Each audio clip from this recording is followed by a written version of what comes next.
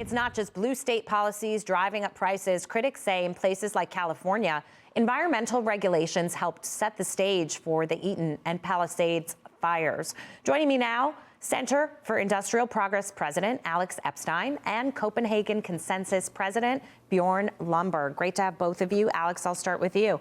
Let's talk about California specifically. You know, some people think Gavin Newsom is pandering to environmentalists. Maybe there's a part of it there, but I also think part of the policy in California is to kind of fight with President Donald Trump and to keep him from accomplishing his goals and making sure that all parts of the country have access to cheaper energy. Well, so, I mean, we can talk about the energy part of it and we can talk about the wildfire part, which are actually related. So you notice that you hear the term green associated with both of them, as in green energy, but also, you know, green forest management. And in both ideas, we want to minimize our impact on the earth. So we're supposedly pursuing things that minimize impact in the form of solar and wind. Now, that doesn't really add up, but that's the idea of it.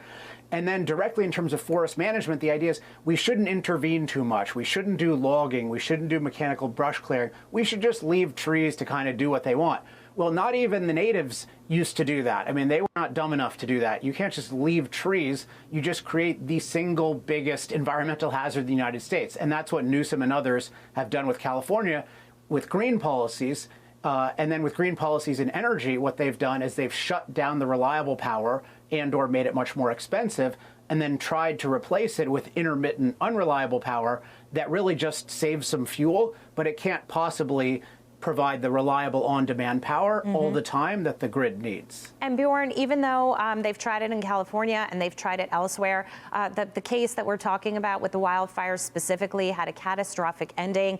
The experiments haven't worked, whether it was electric vehicles or some of the other alternative energies that the Biden administration wanted to try. So when does the left finally say, okay, we're committed to this cause. It's not working right now. We're actually hurting people more than we're helping? Well, you'd hope it'd be soon, but the reality is that there's a lot of people keep arguing that climate change will cause ever more fires. That's not what we're seeing. So there will be more fire weather, but we're actually seeing declining levels of fire around the world. Why? Because people are very good at adapting.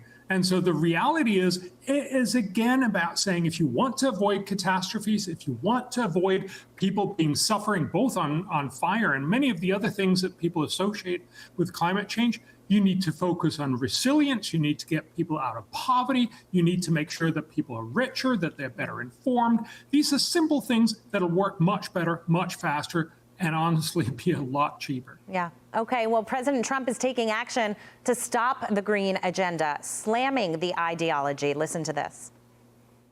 It's the greatest con job ever perpetrated on the world, in my opinion. Climate change, no matter what happens, you're involved in that. No more global warming, no more global cooling. All of these predictions made by the United Nations and many others, often for bad reasons, were wrong. But it's far from forgotten if progressives gain power. They're already waiting to pounce on Elon Musk's plans for data centers in space. Bjorn, your take. Well, look, first of all, I don't know whether it's a good idea. I don't think anyone, maybe apart from Elon, knows. But the point is, let him do it and let's see if it works, if it's commercially viable. But the real point here is, again, to say it's innovation that's going to fix the problems that we have, not trying to make people have more costly energy and have more problems. We're going to fix this by making sure that people have cheaper, more reliable energy. In the long run, that'd be great that it's CO2 neutral energy, but we really need to focus on affordability first, both in the US and the rich world. But remember, the vast amount of emissions in the world are going to come from poor countries like China, India, Africa, and they, quite frankly, have other and more important issues to fix rather than climate change. They want to crawl out of poverty. Yeah. Alex, the president's got buy-in on his energy policy, certainly from his base. And when we look at the left, you know, you've got sort of left, a little bit left of center, and it goes on down the line till you get extreme progressive. How much of the Democrat Party is buying into what President Trump is selling, that he's exposed this con?